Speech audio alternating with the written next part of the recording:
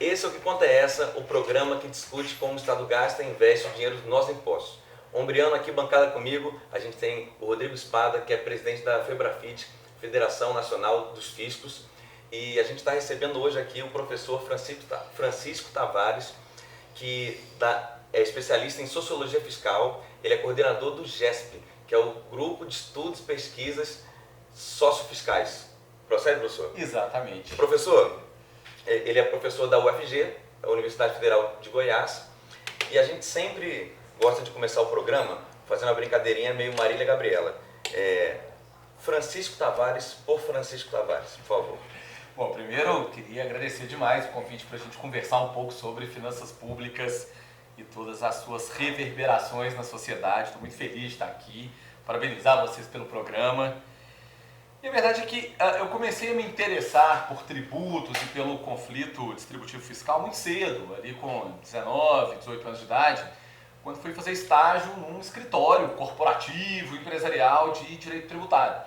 O problema é que eu vivia, de certa maneira, entre dois mundos. Eu era um militante do movimento estudantil, progressista, aos finais de semana e de noite nas reuniões do movimento estudantil, e quando estava na biblioteca estudando ou no escritório trabalhando, eu defendia o contribuinte, portanto tentava de alguma maneira sustentar a ideia de que a máquina de distribuição de recursos do país não deveria funcionar como funcionava. O que em uma primeira juventude parecia contraditório, ao longo da minha trajetória profissional acabou se tornando bastante convidativo, interessante. Eu passei a realmente me aprofundar nessa questão. E passei a querer pensar a questão do tributo para além de um sistema jurídico de direito tributário, que é relevante em suas próprias bases, mas que remete a muito mais elementos, né? Mais do que estudar, portanto, o direito tributário, ou lá no campo da economia do setor público, o multiplicador ou o redutor fiscal de determinadas medidas, ou na própria ciência política, como que determinadas matérias tributárias tramitam ou deixam de tramitar, dado determinado arranjo federativo ou conflito de interesses. Eu passei a me interessar pelo fenômeno tributo enquanto tal, articulando todas essas dimensões. E aí segui pela graduação, fiz um trabalho de conclusão de curso sobre o tributo Tobin, tributos globais, era a época do Fórum Social Mundial. Fui dar aula de direito tributário, mas percebi que esse entendimento sobre o conflito distributivo, o conflito político, referente ao que vai ser público e o que vai ser privado, porque em última análise é disso que a relação tributária trata, não cabia apenas no campo jurídico.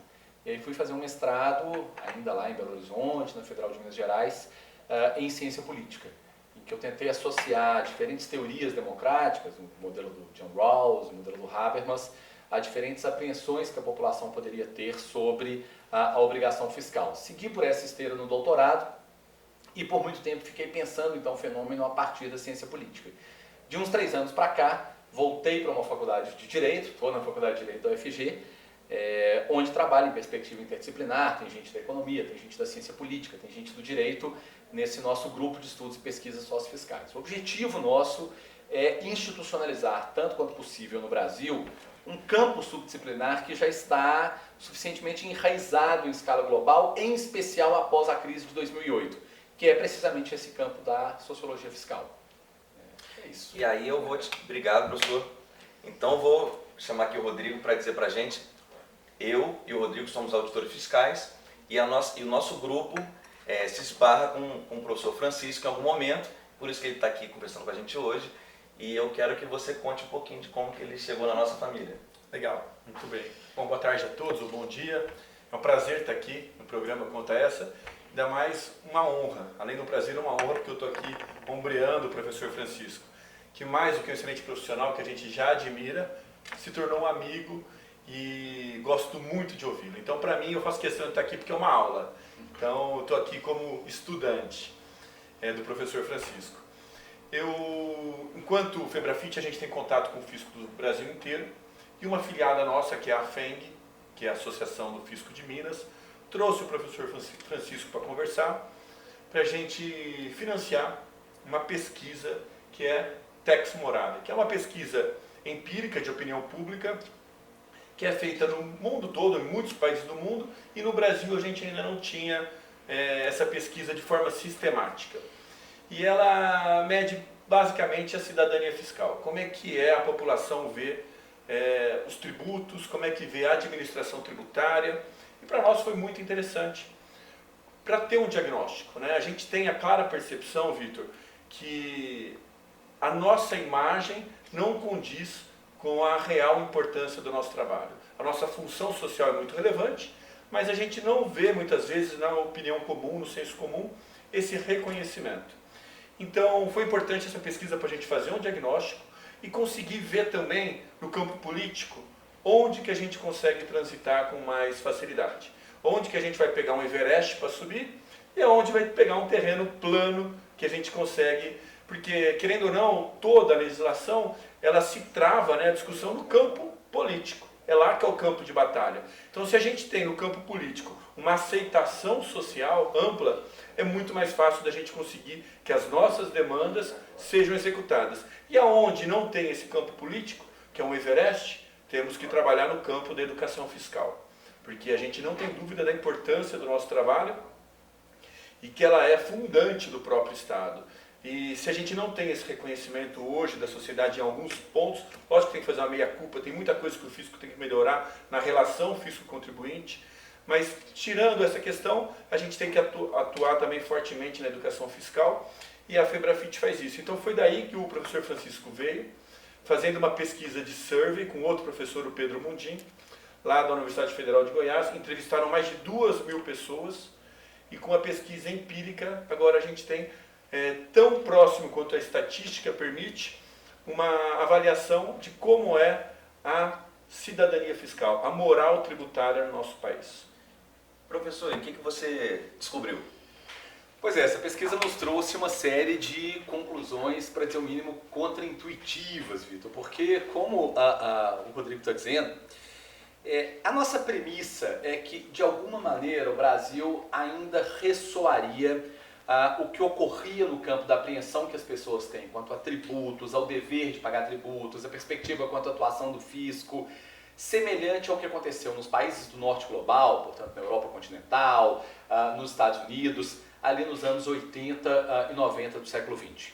Havia um mantra nessa época. Se a gente pensar na campanha presidencial do Reagan, se a gente pensar no que foi o Partido Conservador sobre Thatcher, que era a ideia de que a opinião pública não aceita tributos.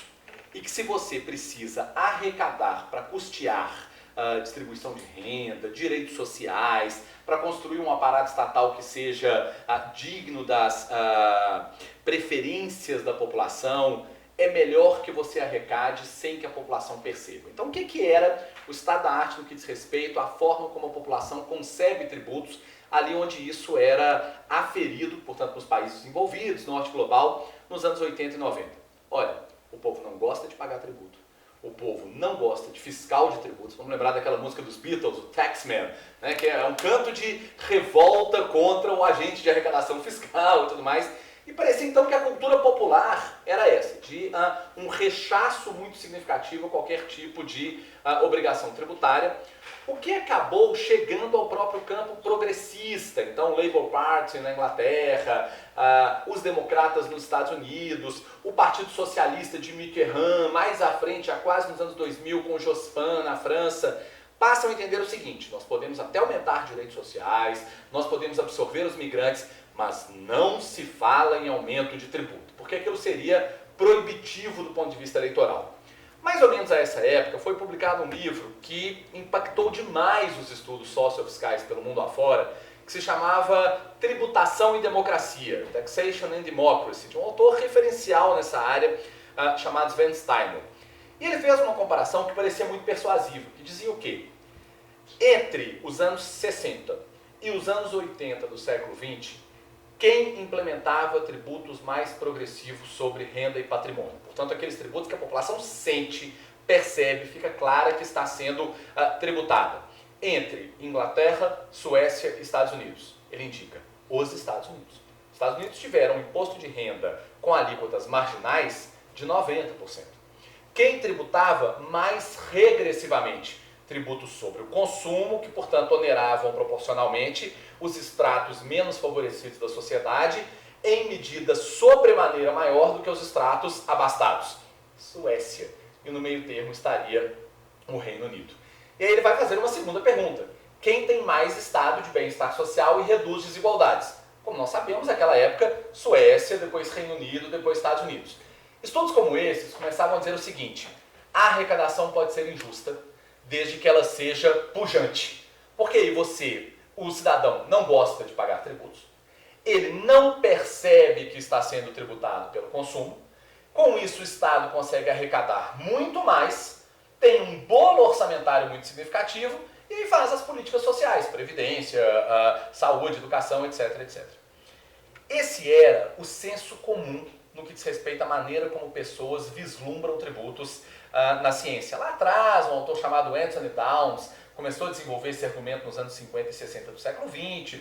Todos os intelectuais da chamada Sociedade de Montpellier, que as pessoas que nos escutam devem conhecer como os neoliberais, o Buchanan, o Milton Friedman, o Posner, sempre diziam isso. A cidadã e o cidadão não quer pagar tributos e não vê bem a figura da administração fazendária e do fiscal de tributos, que é o nome, aliás, com que o cidadão vê a figura que trabalha para a administração fazendária. Alguns mais pseudo-eruditos gostavam de voltar até o Antigo Testamento ou até o Novo Testamento, falavam, olha, tá vendo? O povo já corria atrás de César, está escrito na Bíblia, está escrito aqui que veio uma determinação no tempo de Jesus que falava todo mundo deve ser tributado e as pessoas se revoltaram, criando uma mistura, inclusive, com uma forma imperial romana que não tem nada a ver com o tributo na contemporaneidade. Outros aqui no Brasil falavam, o exercício da tributação é como a derrama da coroa portuguesa. É verdade que ninguém aqui na colônia votava para saber quem ia ser o rei de Portugal, e uma relação colonial é bem diferente de um Estado republicano que prevê direitos e tudo mais. Mas essas analogias eram muito comuns. E aí, o que se dizia é que a opinião pública vivia o mundo da tributação da chamada Proposição 13. O que significa isso, né? A Proposition 13. Foi um momento, ali na época em que Reagan crescia como liderança política dos Estados Unidos, em que lá na Califórnia se fez um plebiscito para saber se a alíquota do tributo sobre propriedade imóvel, algo como o nosso IPTU, na verdade fica na fronteira entre o nosso IPTU e o nosso ITCMD, poderia ser reajustada ou não. E venceu nesse plebiscito a ideia de que esse tributo deveria ser congelado, não poderia ter uma alíquota maior do que, acho que 2 ou 3%, e praticamente impediu qualquer tipo de cobrança sobre a propriedade como hipótese de incidência de um imposto na Califórnia. E ali criou-se um paradigma de que a população não gosta de pagar tributos. Levar aumento de qualquer tipo de tributo, mesmo sobre os estratos mais ricos, é perder uma eleição ou criar o que eles chamam lá de tax revolt, uma revolta por parte da população. Então o que o Estado tem que fazer?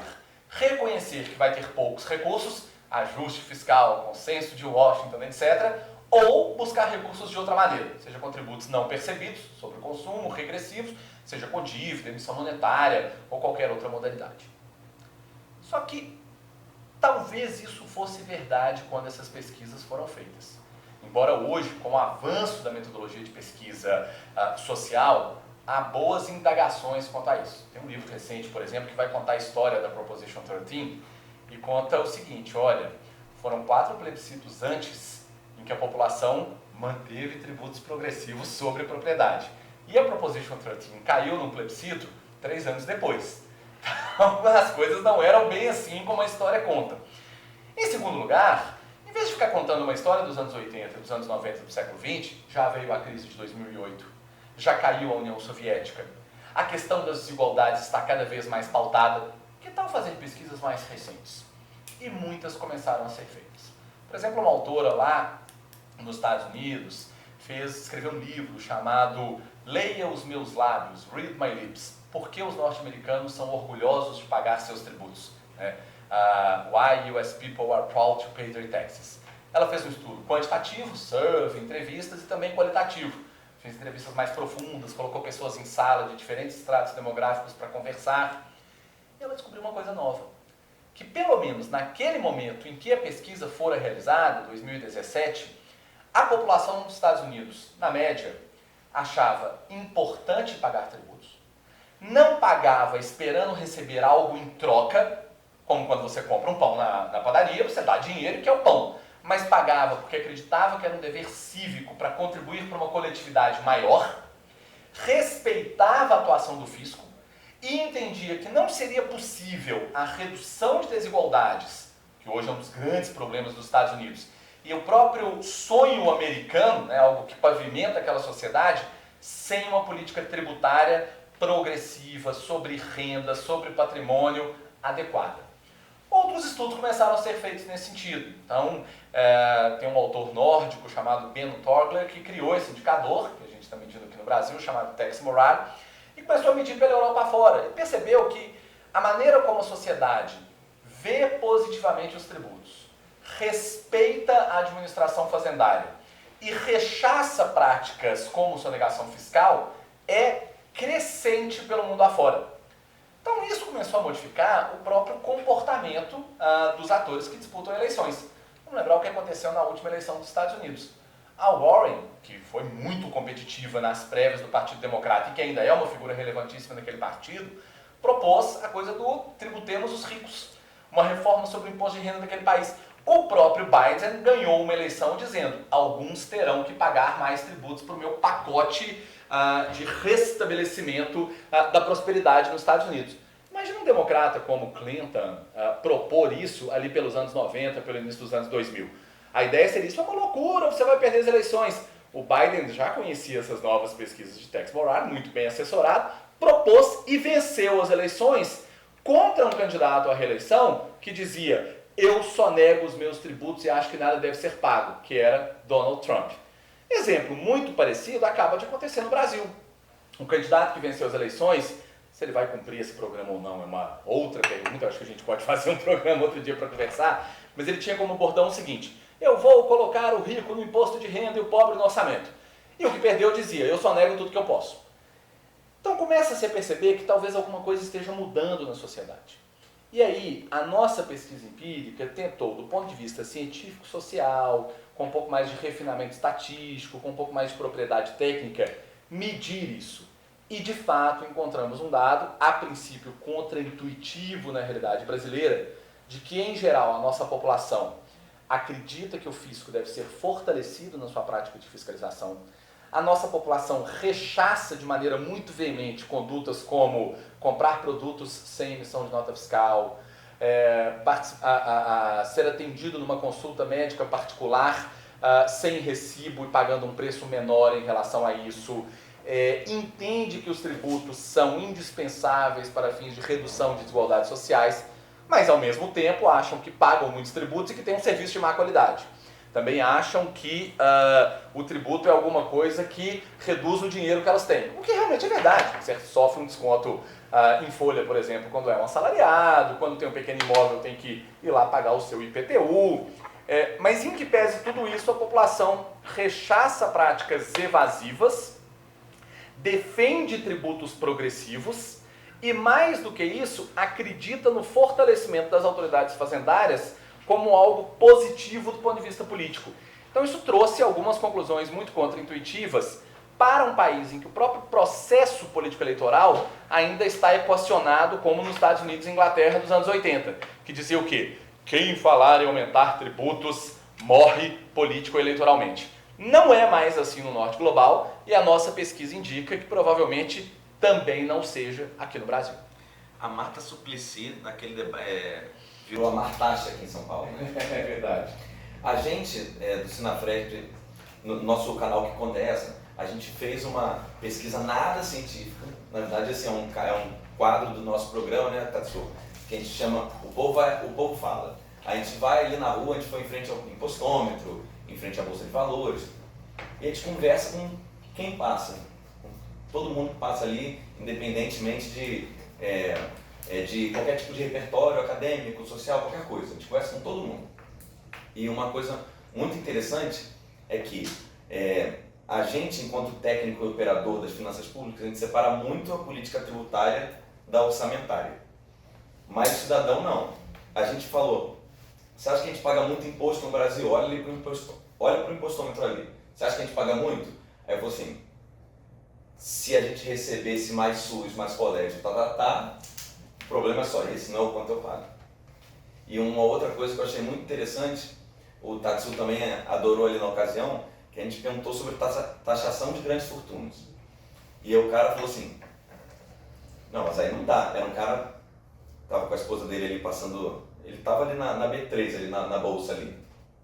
E tem até um café sofisticado ali, interessante e tal. E ele estava ali, eu acho que saindo ali, e a gente perguntei da taxação sobre grandes fortunas, essa discussão. E ele falou, mas aí como é que vai ser? Eu vou ter que pagar mais daqui a pouco? Aí eu falei para ele assim, olha, tem notícia de uma discussão sobre uma alíquota de 0,1% acima de 100 milhões. Ele falou, não, ixi, eu não tenho 100 milhões de jeito nenhum, não estou nem perto disso. Eu falei, então tá beleza, né? Eu vi o Randolph ofender 2 vezes uma plateia. Ele falou sobre taxação de grandes fortunas e o pessoal ficou incomodado. Ele falou assim, não, peraí, não é quem tem um som Jeep Renegade. Aí ofendeu de novo a plateia. O que isso conclui assim, da sua pesquisa? Você entende que o Brasil, de certa forma, ele está mais redistributivo com relação à renda mesmo, ou ele quer mais serviços? O brasileiro quer o quê? Eu acho que essa pergunta sua é maravilhosa, Vitor. A nossa pesquisa consegue responder alguns elementos da sua pergunta e outros, na verdade, são pontos do nosso levantamento que, como do trabalho científico, indicam que outros estudos devem ser feitos com outras perguntas, outras técnicas de pesquisa. Vou tentar explicar por que isso. Historicamente, existe uma correlação que está muito clara, um encadeamento quase causal do ponto de vista de como os estados caminham, que aponta para o seguinte: quando há mais tributação em um determinado país, tende a haver mais democratização. O que significa eleição, transparência, controle do Estado. Isso vem desde os estados prussianos, por exemplo, lá na virada do século XVI para o século XVII. Tem um economista austríaco que estudou isso profundamente, chamado Schumpeter. Isso tem relação com o Estado francês, a maneira como a monarquia francesa se erige e os próprios momentos precedentes à Revolução de 1789 tem relação com o conflito fiscal, em que isso claramente tem relação com os Estados Unidos, né? O lema da independência das 3 colônias da América do Norte é nenhuma tributação sem representação. Eles não diziam, portanto, eu não quero pagar tributo. O que eles diziam é, eu não quero pagar tributo se não tiver assento no parlamento inglês. A mesma coisa nos Estados prussianos, a mesma coisa na França, a mesma coisa no mundo inteiro, e isso é medido inclusive contemporaneamente na África. Quando você, por exemplo, ancora um Estado em ajuda humanitária ou em recursos naturais estatizados, petróleo, por exemplo, esse país tende a não se democratizar, a ter mais corrupção, a ter mais violência. Quando esse Estado depende de tributos colocados em lei, etc., etc., tende a se democratizar. Qual é o mecanismo como se trabalha para se explicar essa relação? Quando a cidadã ou cidadão paga a conta, ele começa a exigir prestação de contas. Então tudo bem, senhor príncipe prussiano, eu estou custeando a sua guerra com os turcos, mas eu quero saber como é que você vai gastar isso. Eu quero participar das decisões e vai havendo um movimento democratizante. Na contemporaneidade, ele é bem percebido nos países, por exemplo, da África subsaariana. Só que teve um autor, em 2004, chamado Michael Ross, que percebeu que há uma mediação nessa história, que é o quê? Há um processo de democratização à medida em que a tributação aumenta, mas tem uma variável que intervém no meio desse processo, que é a percepção da qualidade dos serviços públicos. Então tem toda a relação com o que você está dizendo. Em geral, a população concorda em pagar os tributos e leva o Estado a maior democratização, mas também quando percebe que o Estado atua em seu favor. Para concluir isso, a nossa pesquisa acha um dado imensamente contra-intuitivo para o caso brasileiro, que pode nos tornar aquilo que a gente chama de um ponto fora dessa curva, um outlier na ciência. Por quê? A população brasileira entende que a qualidade dos nossos serviços públicos é baixíssima, mas ao mesmo tempo tem um respeito à norma tributária típico de populações que entendem que a qualidade do seu serviço público é alta.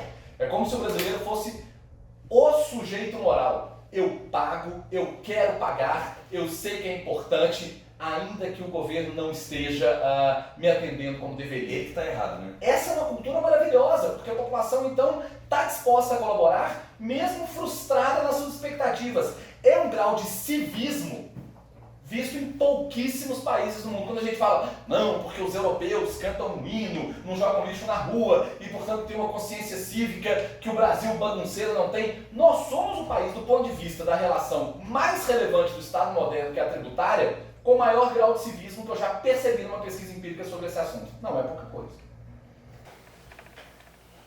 Rodrigo, eu tenho o maior orgulho de ser seu amigo, que você hoje é o auditor fiscal no Brasil de maior relevância institucional, né? Você representa de modo federativo, né, a federação, preside a nossa federação. O que ele falou agora não é pouca coisa mesmo, como ele mesmo já aponta, né?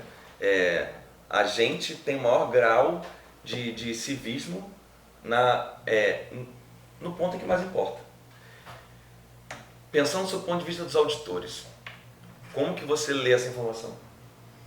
Vejo de uma forma muito importante, né? Uma forma com muito otimismo, porque tenho certeza que uma boa parte desse reconhecimento vem do trabalho dos auditores fiscais. O fisco hoje brasileiro é referência no mundo todo, seja por questões de sistemas, como a nota fiscal eletrônica, seja por métodos de trabalho, porque a gente consegue um resultado positivo ainda trabalhando com a matéria-prima ruim, que é a legislação tributária. A nossa matéria-prima do fisco é a lei. E a gente aplica uma lei altamente disfuncional, anacrônica, perversa, e ainda assim a gente consegue ter um reconhecimento social. Eu fico pensando como seria se nós tivéssemos uma legislação, um sistema tributário que tornasse isso mais transparente. Por exemplo, o professor Francisco falou da questão do reconhecimento. O nosso sistema tributário ele é opaco. Ele é intransponível para as pessoas que não são da área. É muito difícil entender.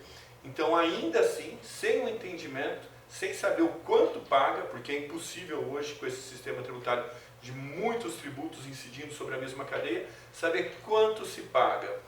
Seria muito bom se tivéssemos uma legislação simples, um imposto como o IVA único, incidindo sobre o consumo, e cada produto que a gente comprasse, a gente soubesse o quanto que a gente está pagando e para onde está indo esse recurso.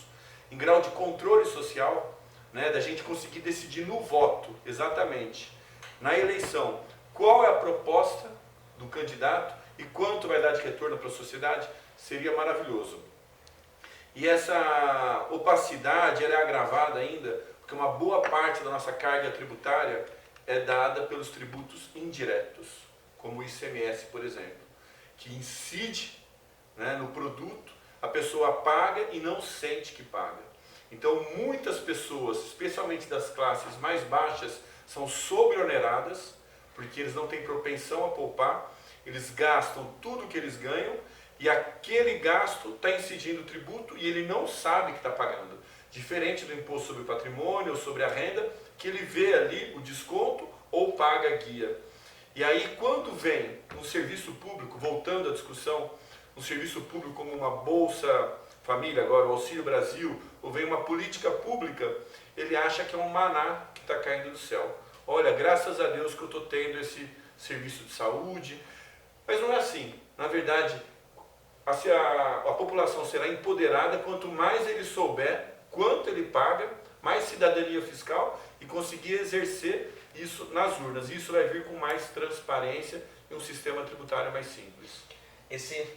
Isso acaba tendo um desvio, né, de leitura da sociedade, porque se o mais pobre paga pouco imposto visível, mas paga muito imposto invisível, isso tem um problema de cidadania tributária, né? Na hora que vem um programa para ele, programa social para ele, é visto como uma benesse.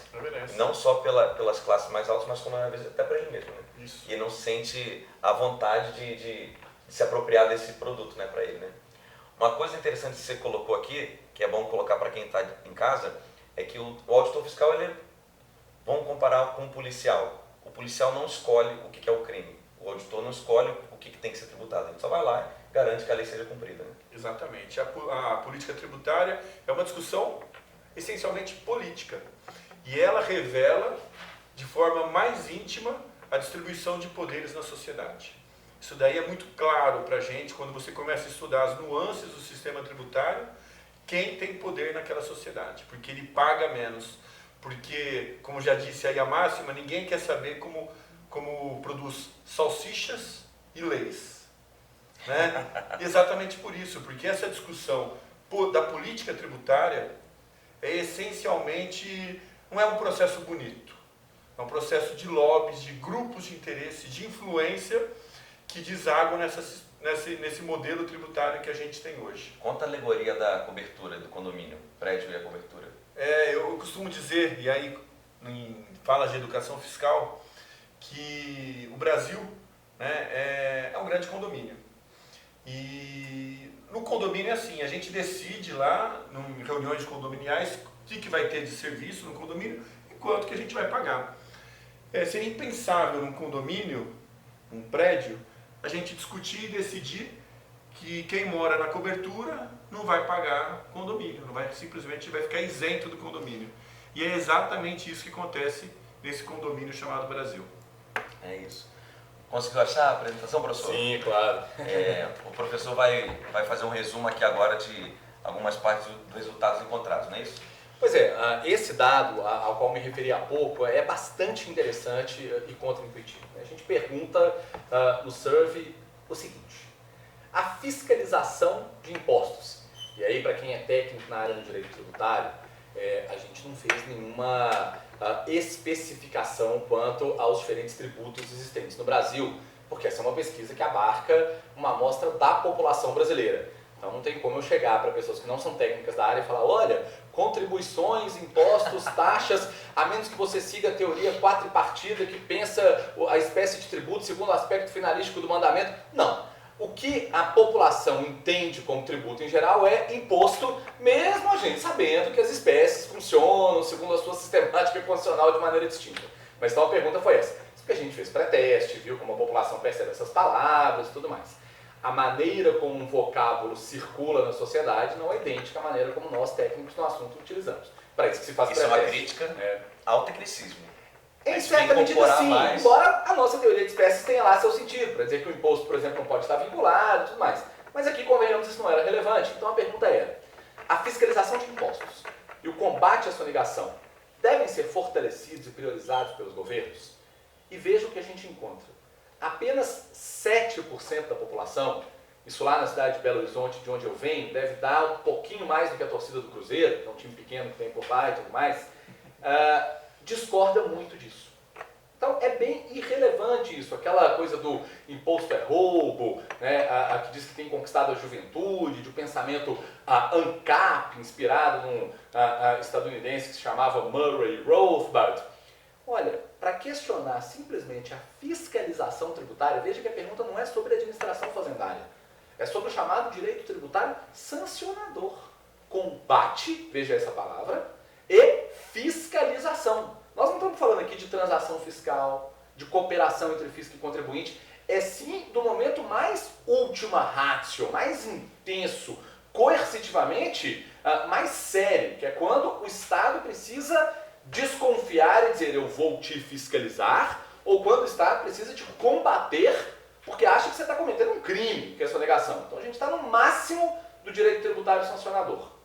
E a pergunta é: isso deve ser fortalecido e priorizado pelo governo? Apenas 7% da população brasileira discorda muito disso. Apenas 10% discorda um pouco. Não concorda nem discorda, 14%. 18% concorda um pouco. 39% concorda muito e 12% não sabe responder. O que significa que 57% da população concorda em alguma medida com o fortalecimento das práticas de direito tributário sancionador. As pessoas acreditam na obrigação tributária, as pessoas acreditam no fisco. Embora, se a gente seguir um pouco com essa apresentação, mais à frente nós perceberemos que as pessoas acham que pagam muitos tributos para o tipo de serviço que recebem. As pessoas acham que a própria carga tributária é muito alta, mas ainda assim querem ver mais fiscalização. Aqui, por exemplo, a quantidade de impostos que você tem de pagar para 60% da população muito alta, né? A sociedade se beneficia dos impostos que pagamos para 52% da população, pouco. Então as pessoas estão insatisfeitas com a atuação do Estado no momento da prestação de políticas públicas, mas ainda acham que esse Estado deve arrecadar. Volta um quadro, por favor, Tatsu. Ó, 2% acha muito baixo. Eu sei quem são esses 2% aqui, entendeu? Todo mundo aqui sabe quem são esses 2%. Exato. Né? Por favor, professor, pode continuar. E aí, eu acho que a gente chega a um ponto, e o Rodrigo com esse conhecimento do sistema tributário, tanto do ponto de vista teórico quanto do ponto de vista da ação representativa que ele maravilhosamente faz, disse em palavras que eu, como alguém que apenas pensa academicamente a questão, não conseguiria dizer. A gente começa a chegar num ponto que permite uma interpenetração entre o processo político decisório das normas tributárias e a sua substância ou conteúdo.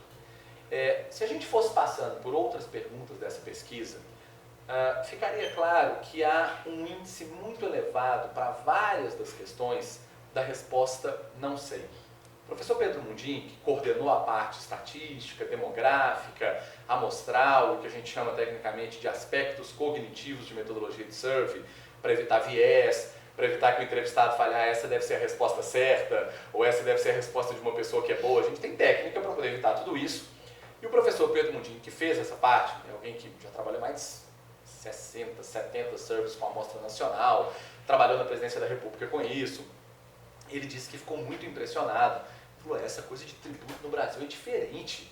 Eu já trabalhei com pandemia, já trabalhei com política de saúde, já fiz todas as pesquisas de junho de 2013, enquanto aqueles protestos aconteciam. Pesquisa eleitoral ele faz frequentemente. Eu nunca vi uma pesquisa de opinião pública com tanto não sei. Aí eu falei, poxa, que interessante.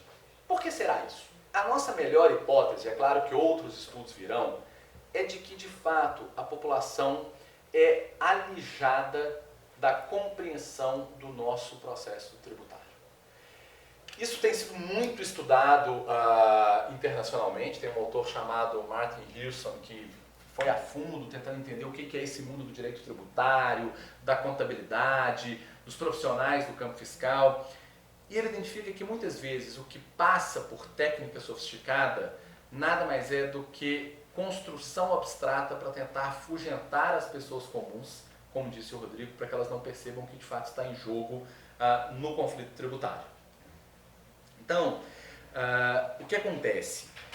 O processo decisório pode ser mais inclusivo e pode fazer com que as pessoas aprendam mais sobre tributação, ou pode ser mais hermético e ficar entregue, por exemplo, às grandes confederações, ao lobby empresarial, de modo que as pessoas não entendam o que está acontecendo. Isso nos leva, por conseguinte, à necessidade tanto de educação fiscal, quanto de uma tributação que não seja apenas discussão legislativa, mas mais conferências, mais audiências públicas, eventualmente referendos, conselhos, de modo que as pessoas, mecanismos de democracia eletrônica, de forma que as pessoas o tempo inteiro estejam podendo se posicionar, ouvir, conhecer opiniões, pautar o tema tributário na esfera pública. Está mais do que comprovado, os estudos de teoria democrática contemporânea indicam, que a radicalização democrática possui um valor epistêmico. O que esse jogo de palavras não quer dizer? O quanto mais as pessoas são convidadas a influenciar e participar, melhor elas compreendem uma questão e, tecnicamente, mais arrazoadas as decisões tendem a ser. E isso não acontece no nosso mundo tributário. As pessoas são realmente alijadas, e é uma exclusão institucionalmente construída do debate fiscal, de modo a quase todo mundo falar, não sei, não sei, não sei. Professor, o Rodrigo, pela Febrafit, organizou agora o Prêmio Nacional de Educação Fiscal, é esse o nome do concurso? E aí eu fui um dos avaliadores lá da banca lá, e tinha um caso que alguém estava comentando muito interessante. Eles fizeram tipo um colégio público e pegaram os alunos e fizeram como se fosse um conselho, uma câmara legislativa das questões da regulamentação dos alunos ali. E aí um aluno propôs acabar uma hora antes, ficar uma hora mais cedo, acabar uma hora antes a aula.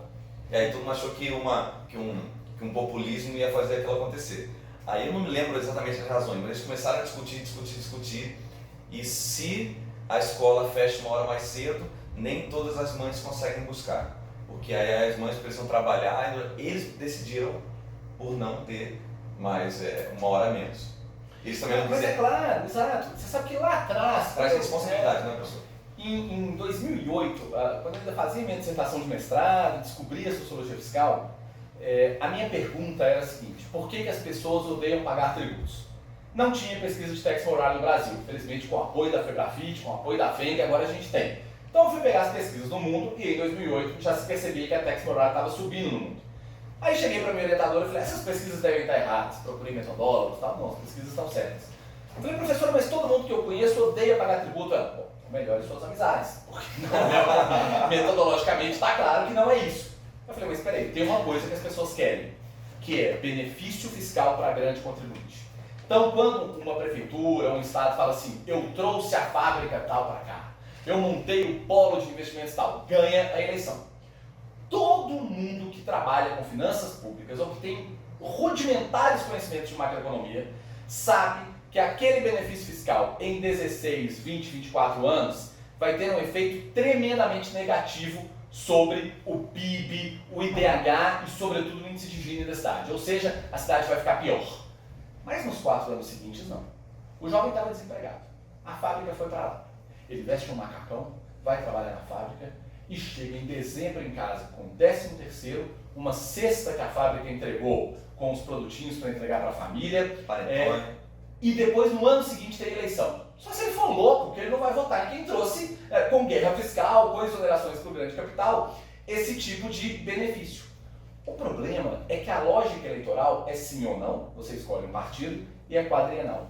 A lógica da democracia participativa permite uma discussão sobre efeitos em longo prazo, permite novos argumentos, não é capturada pelo binômio situação e oposição, ou pelo menos não é sempre, e, portanto, empodera as pessoas com a possibilidade de estimarem os efeitos em longo prazo, por exemplo, dessas práticas de exonerações fiscais a grandes contribuintes. Então veja, o quão mais as pessoas participam, isso tem a ver com decisão, com conselho, com conferência, mas também tem a ver com educação fiscal, tem a ver com foros informais, de modo que as pessoas se assenhorem do tema fiscal e com isso possam controlar de maneira mais adequada o próprio Estado. Isso está bem documentado, tem experimentos hoje na Europa tal, que indicam com ou sem democracia participativa, como se comportam os regimes fiscais. E se comportam muito melhor com democracia participativa, para além, portanto, do jogo eleitoral. Deixa eu dar check em 2 coisas. 1, onde que o pessoal acha essa pesquisa? E 2, como que se define sociologia fiscal? Maravilha. Bom, todas as nossas pesquisas podem ser encontradas em www.sociologiafiscal.com. Não tem erro, tem uma aba lá, pesquisas, tem todos os nossos relatórios. Eu defino sociologia fiscal da maneira como um sociólogo fiscal lá nos Estados Unidos, chamado Isaac Martin, define. Portanto, eu estou pegando emprestada a definição de outra pessoa porque eu acho que é muito boa. Ele diz que é uma forma de se estudar a sociedade, portanto, raça, gênero, cultura, comportamento eleitoral, instituições políticas, valores, tomando as relações tributárias como variáveis independentes. O que significa isso? Pensar que muitas vezes o modo como o Estado tributa impacta sobre o tipo de regime político que vai ter, o tipo de valor que vai priorizar, o tipo de extrato social que vai dominar ou ser dominado e até mesmo elementos culturais dessa sociedade. A sociologia fiscal, portanto, é o campo subdisciplinar do conhecimento, que é claramente interdisciplinar, tem gente do direito, tem gente da economia, tem gente da ciência política, no próprio grupo da UFG tem pessoas de todas essas áreas, mas que quer olhar para o mundo sob a perspectiva dos tributos. Por que isso é interessante? Primeiro, pela razão histórica, que é o que eu já disse, de fato, tributos historicamente determinam muitas coisas. Segundo, pela abundância de dados. Não tem nada que os estados contabilizem melhor do que as suas finanças. Então é possível fazer pesquisa comparativa que volta lá no século XVIII, que vem para cá. A gente acabou de fazer uma pesquisa sobre raça e finanças públicas no Brasil, que a gente vai desde a tributação sobre a população escravizada no Brasil colônia até a contemporaneidade e encontra dados. Então é um manancial para cientistas do direito, da política, da sociologia, tanto quanto aos dados, quanto em relação ao potencial explicativo para entendermos as nossas sociedades. Você e o Rodrigo co-assinaram um artigo sobre reforma tributária, perfeito? Então, vamos lá, de tudo isso que você estudou, o que você concluiu como prognóstico para o país? Você tem uns 6 pontos, não é isso? É verdade. Pois é, Vitor, o fato é o seguinte, Rodrigo, eu, vários outros pesquisadores, a professora Janaína lá da UNB, o professor Saulo, que trabalha comigo lá na Universidade Federal de Goiás, vários docentes, a gente escreveu um texto de opinião, mas que em grande medida tem relação com as pesquisas que principalmente a equipe do GES tem feito, com o acúmulo que o Rodrigo tem, com uma fundamental liderança nesse campo da justiça fiscal, que entende que uma reforma tributária no Brasil, claro, precisa passar por uma redefinição dos nossos tributos sobre consumo, sim. Uma reforma tributária no Brasil exige uma rediscussão do nosso pacto federativo, também. Exige, talvez, algum tipo de novo desenho na Constituição, para renda, para propriedade, mas há uma série de elementos que podem ter um impacto magnânimo, importantíssimo, e que só dependem, às vezes, de uma lei ordinária, no máximo de uma lei complementar. Então, um exemplo que está lá, que a gente apresentou, a ideia de transparência ativa no que diz respeito a benefícios e incentivos fiscais, as exonerações fiscais em geral. Se o Estado tiver, e basta uma lei ordinária para isso, agora que o artigo 198 do Código Tributário Nacional mudou e retirou essas informações do sigilo fiscal. Se a gente, com uma lei ordinária, obrigar o poder público a disponibilizar informações sempre que um benefício, um incentivo, uma exoneração fiscal for concedida para contribuintes, correlacionando níveis de emprego, níveis de redução de emissão de monóxido de carbono, índice de desenvolvimento humano, índice de desigualdades à Lagine, naquela localidade, no tempo, em correlação com os benefícios entregues, e depois olhar para os próprios beneficiários, quanto empregavam antes, quanto empregam depois, qual era o grau de responsabilidade social na sua governança antes, qual era depois. Transparência ativa nessas práticas já poderia resolver boa parte dos problemas que a gente tem de favores fiscais que beneficiam apenas pequenos grupos, são um sorvedouro de recursos no nosso país, porque estão excepcionados ao próprio teto de gastos da União na emenda constitucional 95 e ninguém sabe o que acontece. Essa é uma das medidas que está ali. Outra é essa da chamada tributação participativa. A obrigatoriedade, por exemplo, de bienalmente realizarem-se conferências em que o Estado recruta pessoas da sociedade civil eleitas segundo mecanismos, por exemplo, de democracia eletrônica, representações sindicais de empregados, representações de movimentos sociais e, claro, as representações patronais também, para de 2 em 2 anos discutirem, como já se fez com a Conferência da Comunicação, com a Conferência dos Idosos, com a Conferência do Meio Ambiente, o tema tributário. Outras questões pontuais, no que diz respeito à renda, por exemplo. É possível repensar todo um sistema de exonerações no imposto de renda brasileiro sem onerar a classe média, sem onerar a pessoa que sofre a retenção na fonte lá do seu salário de servidor ou de servidor público, mas onerando os estratos mais elevados da nossa população, permitindo, portanto, redução de desigualdades só com a tributação e, ao mesmo tempo, liberação de recursos para políticas públicas que esse país tanto necessita. Uma reformulação, isso pode ser feito com uma simples lei complementar do ITCMD. Vocês que estão aqui no Estado sabem o quão relevante esse tributo pode ser. O Supremo Tribunal Federal, num leading case do Rio Grande do Sul, já decidiu que esse tributo pode ser progressivo. Então veja, é uma massa tributária subaproveitada. Todo mundo fala, mas a pessoa é rica porque ela trabalhou, porque é o mérito dela. O ITCMD, que é o da doação, eu ganhei sem fazer nada, ou da herança, esse não tem mérito. Então tudo bem, você vai receber lá uma parte da herança do seu pai, ou da doação que alguém te fez, mas a gente pode pensar num tributo progressivo. Então, olha, o seu pai era muito rico, 5 milhões são seus. Acho que dá para todo mundo começar bem uma vida com 5 milhões. A partir dali, alíquotas cada vez maiores para poder reduzir desigualdades. Não é deixar ninguém pobre, não é confiscar o recurso de ninguém, mas é possível, com uma simples lei complementar, resolver, por um lado, o Estado quase falimentar do Distrito Federal e dos Estados da União, tributando uma base mais inteligente do que consumo, que é essa de doações e heranças, e progressivamente, porque o Supremo já autorizou. Tudo isso com um quórum muito pequeno. Então a gente foi pensando algumas medidas pontuais que, somadas, talvez tenham um impacto sobre o sistema maior do que a PEC 45, maior do que a PEC 110, do que essas grandes reformas, que, claro, são importantes, têm que ser debatidas, mas esses micropontos que na pesquisa científica a gente vai detectando, me parecem também relevantes e têm que ganhar um certo momento na agenda sobre reforma tributária. Rodrigo, ele falou da parte programática, né, vindo da academia. Você, como uma liderança política, o que você tem visto sobre o imbróglio do processo legislativo que essa reforma tributária, essa discussão começa lá mais ou menos em 2019, do jeito que está agora? Realmente é uma discussão muito intrincada, é muito difícil fazer reforma tributária no Brasil, justamente por grupos de interesse. É toda essa discussão que a gente está tendo aqui de privilégios e transparência. Parece que a transparência, ou a falta dela, melhor dizendo, ela não é questões técnicas, é propositada, porque essa discussão ela não pode vir à luz, porque não se sustenta alguns benefícios ou privilégios fiscais que a gente tem no Brasil. Então a reforma tributária, ela expõe isso, ela coloca, né, através de diagnóstico e proposituras de leis, toda a injustiça fiscal que a gente vive no Brasil. O Brasil é um dos países mais desiguais do mundo, não é à toa. Tem muita força que a gente faz para isso e o sistema tributário ele é hoje vetor concentrador de renda no Brasil.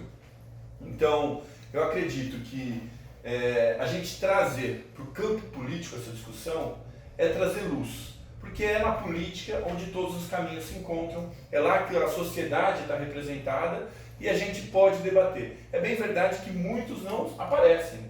Muitos que não pagam simplesmente têm posição reacionária, não querem a reforma tributária, só que não coloca, que quer manter privilégio. Mas a gente sabe que, na verdade, alguns grupos, alguns setores, é essa a realidade. E vem ao encontro da pesquisa do professor Francisco, porque o que mostra que o brasileiro, eu acredito, professor, tem essa percepção que tem alguns grupos privilegiados no Brasil.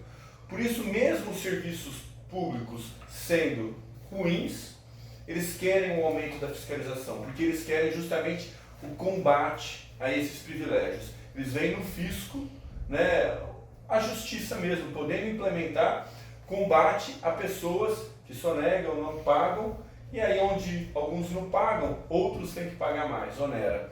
Então eu vejo que a reforma tributária ela pode trazer transparência, o processo já é rico nele mesmo, porque está trazendo à sociedade, pela mídia, um debate que é importante, é fundante da sociedade. E eu tenho convicção que se debatermos isso a fundo, nós teremos em breve uma reforma tributária que efetivamente transforme o país numa grande nação, que a gente tenha uma pátria mãe gentil para todos os brasileiros e não para poucos. Olha, Rodrigo, a gente está caminhando para o final. O professor tem que pegar um voo daqui a pouco para voltar, né, para casa. Professor, vou te pedir para dizer mais ou menos o que você acha que vai ser o futuro próximo da sociologia fiscal, fazendo já uma consideração final e dizendo onde que a gente pode encontrar o seu trabalho. Bom, maravilha. Primeiro eu agradeço demais o convite para a gente ter essa interlocução sobre finanças públicas, sobre tributos especialmente. Isso é central na nossa sociedade. Acho que a sociologia fiscal é um campo que ainda vai se enraizar muito no Brasil, então hoje a gente, acabei de escrever um artigo científico que foi publicado com a professora Hélida aqui da GV de São Paulo, tem gente na UNB que está começando a fazer sociologia fiscal, tem gente na Federal do Mato Grosso do Sul fazendo sociologia fiscal, então acho que no Brasil esse campo ainda se enraiza, porque boa parte das nossas históricas desigualdades são explicadas a partir desse elemento tributário, desde a meia CISA, né, que era um tributo que se cobrava sobre a exploração de corpos negros escravizados, então sempre teve um elemento fiscal muito claro. O nosso aparato burocrático cresceu fiscalmente com relações de exploração, tem muito que se estudar quanto a isso, eu acho que é um campo muito promissor. E quem quiser conhecer um pouco do que a gente tem feito, é simples, www.sociologiafiscal.com, tem todas as nossas pesquisas, informações sobre a equipe, sobre as nossas reuniões, vídeos, link para o canal no YouTube e tudo mais. Obrigadíssimo pelo convite, fiquei muito feliz de estar aqui hoje com vocês. Valeu. Rede social você tem do seu trabalho ou só rede pessoal? É essa, né? Lá tem link para tudo. Tá bom. Beleza. Rodrigo, onde a gente pode achar o trabalho da Febrafit e o seu trabalho pessoal também? Legal. A Febrafit está no site, né? www.febrafit.org.br. Se procurar a gente também está no Instagram, Facebook, Twitter, e a gente gosta de mesmo debater com a sociedade, porque a gente está em sociedade.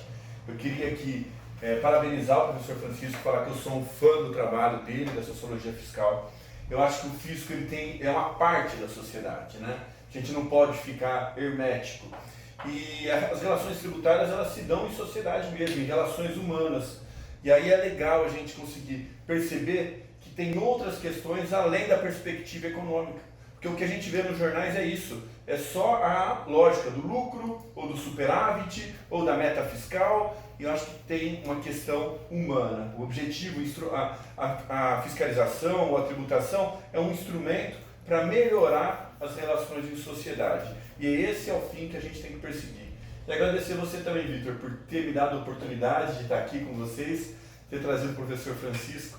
É uma honra e um orgulho ser parceiro do Sinafresp e também da GESF, né? Do GESF, do professor Francisco. Muito obrigado. Valeu, Rodrigo. Valeu, professor. Valeu, obrigado. E você que está aqui até agora, valeu, até semana que vem.